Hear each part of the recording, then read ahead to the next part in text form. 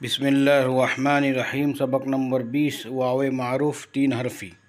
किताब आसान उर्दू सफ़ा नंबर 34। अलिफ वाव नून उल्टा पेश ऊन, पे वाव रे उल्टा पेश पूर, टूट, जूस, जून, चूर, चूस, खून, दूर, डूब, रूप, रूस, रूम, रूह, तूल, कूद, नूर, कूद, लूट, नूह, भूत, फूक,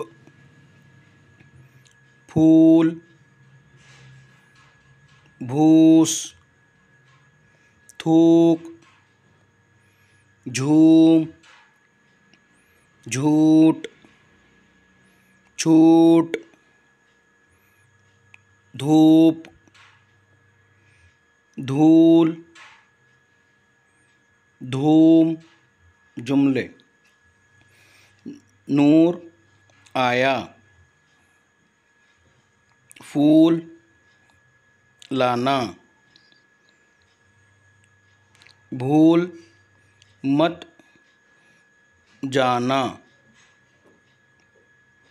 रूस जाना, सूझ बूझ से घूम आना, थूक मत नान में दो नून, खूब दूर है, चूर के खा, सूद मत ले, भून कर खा, धूम मत कर। इक्तिबास। बाजी का घर दूर था, हम सब